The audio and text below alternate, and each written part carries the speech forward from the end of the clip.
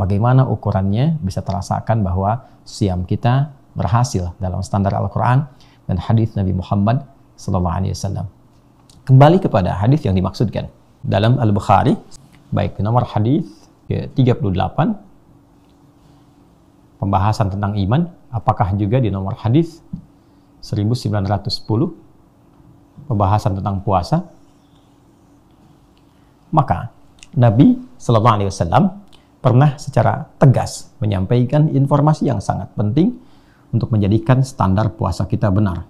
Haddatsana qala Rasulullah SAW, Rasulullah SAW bersabda, man shama Ramadhana.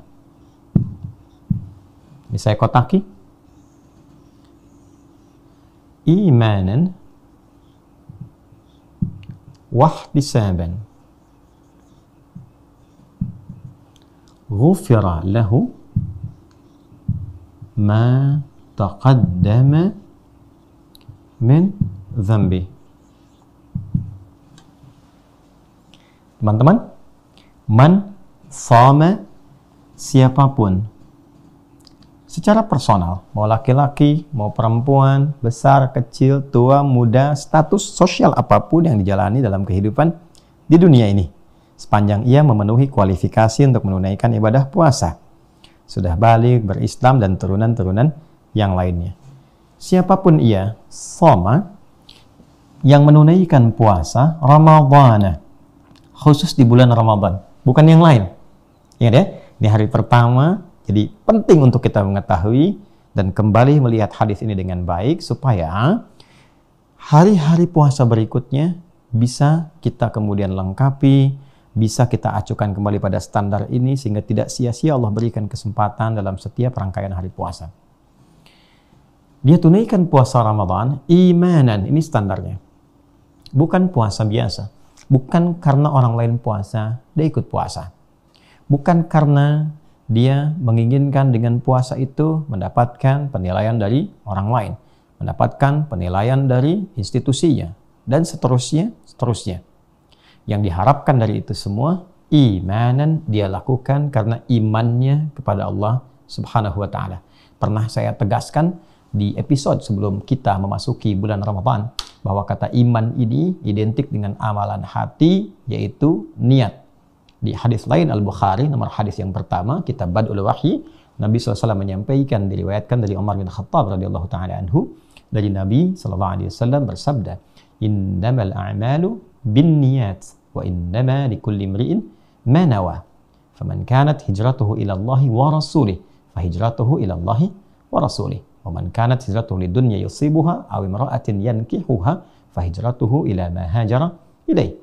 Seseorang beramal, beraktivitas, motivasinya bisa beragam, kata Nabi SAW. Ada yang untuk dunia, ya dia dapat dunia. Dia puasa untuk mendapatkan penilaian manusia. Dia puasa untuk mengejar bukaan saja. Dia puasa untuk mengejar sahur. Kan? Dia puasa untuk melengkapi agenda dunianya. Itu yang dia dapatkan. Ada lagi yang mencari motif lain, untuk mendapatkan jodohkah misalnya, untuk mendapatkan hal-hal lainnya. Maka seperti yang apa yang dia niatkan, itu yang akan dia raih. Sebaliknya, orang-orang yang menjadikan puasanya dia dedikasikan hanya untuk pengabdian total demi mengabdi kepada Rabbnya sebagai ibadah hanya untuk Allah. Jadi dia niatkan hanya untuk Allah saja. Artinya dia menjadikan amalan puasanya itu sebagai pembuktian kehambaannya kepada Allah. Dia mengakui, saya menghamba Allah. Saya dicipta untuk mengabdi, menjadi hamba. Saya beraktivitas di muka bumi ini karena perintah Allah. Karena itu dihadirkan dalam jiwanya untuk menaati Allah. Nah, keyakinan tanpa ragu untuk menaati Allah itu disebut dengan iman namanya. Orangnya disebut dengan mukmin. Makanya orang beriman, kenapa diminta untuk ibadah? Supaya membuktikan kebenaran imannya. Kita sholat kan karena iman. Alladzina yu'minuna bil ghaib wa yuqimunas shalah. Kita puasa pun karena iman kan? Ya ayyuhalladzina amanu kutiba alaikumussyam. Jadi kalau kita dalam kondisi menunaikan ibadah bukan karena imannya dipertanyakan, karena panggilan puasa pun karena panggilan iman. Disinilah sejatinya kita ingin membuktikan kepada Allah sejak hari pertama ini bahwa kita memang berpuasa untuk menaati Allah, untuk menghamba kepada Allah. Nah, orang-orang yang menjadikan niat puasanya sebagai pengabdian penghambaan kepada Allah, pembuktian keimanannya kepada Allah. Lalu wahtisaban, dan dia mengetahui keutamaan puasa itu. Ya, kita mesti belajar nih, bagaimana yang kita bisa dapatkan dari puasa, kasih sayang Allah, keutamaan malam-malamnya, keutamaan ibadah siangnya, lipat ganda pahalanya. Plus, di ihtisab ini juga mengandung makna hisab. Karena asalnya dari hasiba, yahsibu atau yahsabu. Di sana ada hasaba yuhasibu, ada ihtasaba yahtasibu. Tapi akar semuanya kembali kepada ha, sin, dan ba, yang menunjukkan hitungan pada dua sisi. Bisa pada sesuatu yang ingin didapatkan atau sesuatu yang ingin dikoreksi. Saat yang bersamaan dia puasa, dia mengoreksi dirinya untuk menjadi lebih baik. Kita mulai tadi dari mulai fajar, kita berpuasa, bahkan malamnya tarawih kan, kita merenungkan sesuatu apa yang harus diperbaiki dari ujung kepala sampai ujung kaki. Alhamdulillah bikin program.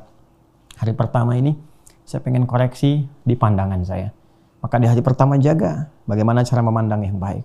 Apa yang harus dipandang, apa yang tak boleh dipandang. Kita koreksi selama ini mungkin melihat sesuatu yang tidak baik. Kita istighfari. Minta ampun sama Allah. Sekarang pengen lebih taat kepada Allah. Sehingga iman itu dibuktikan lewat ketaatan, tunaikan puasa, jaga pandangan. Ini praktek pertamanya, ya kan? Lalu setelah itu pandangan ini nanti akan terjadi perbedaan. Ya, dia akan dibimbing oleh imannya sehingga dia hanya memandang apa yang ditaati oleh dirinya sesuai petunjuk Allah Subhanahu wa taala. Karena itulah nanti terjadi transformasi pandangan. Sebelum dipandang, turunlah sifat imannya. Itu yang dimaksud di surah Cahaya, surah ke-24 ayat 30 untuk laki-laki. Qul lil mu'minina yaghuddu min absarihim. Ayat 31 untuk perempuan. Wa qul lil mu'minati yaghuddna min absarihinna. Sebelum dipandang, kata Allah, imanmu akan membimbing pandanganmu. Ini yang harus dilihat. Kalau nggak baik dilihat, maka akan dipalingkan. Karena itu mata orang beriman nggak akan melihat yang sembarangan. Ya, kalau dia lemah iman atau padam iman atau nggak beriman sama sekali, maka semua bebas dipandang. Ya, ukurannya yang pengen dipandang saja, nanti bikin aturan masing-masing. Apakah ini statusnya yang penting dianggap wajar, yang penting terhormat, yang penting macam-macam, dan statusnya bisa relatif. Terhormat di tempat A, belum tentu di tempat B. Ya kan?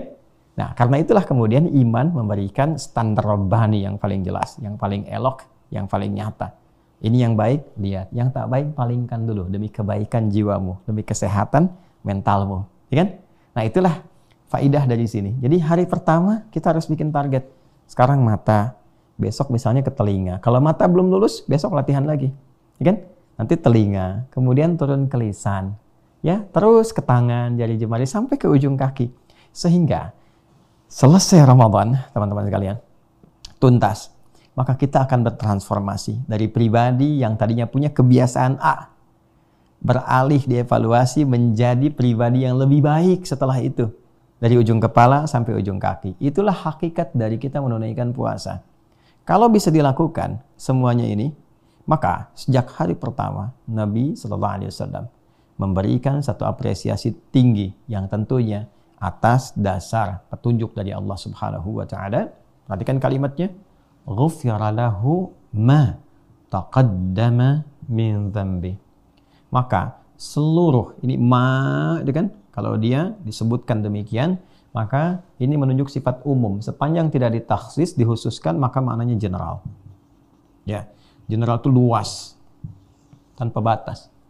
Maka seluruh dosa-dosa yang pernah ia kerjakan selama hidupnya, sampai detik dia puasa itu, selesai dia puasa, ghufira lahu, berpotensi akan diampuni oleh Allah Subhanahu wa taala. Ini berpotensi diampuni. Lantas sudahkah merasakan ampunan dari Allah? Ampunan yang melahirkan kedamaian, ketentraman, kebaikan. Apa ciri seseorang yang diampuni oleh Allah Subhanahu wa taala? Maka paling gampang cirinya adalah ampunan ini mendatangkan kesolehan setelah menghilangkan kesalahan. Karena tidak mungkin ada ampunan kecuali sebelumnya ada dosa yang harus diampuni, perbuatan salah. Contoh, mata berbuat salah. Karena itu mengandung potensi dosa. Maka saat Ramadan kita minta kepada Allah untuk diampuni dosa mata ini setelah kita mengoreksi, flashback ke belakang untuk melihat.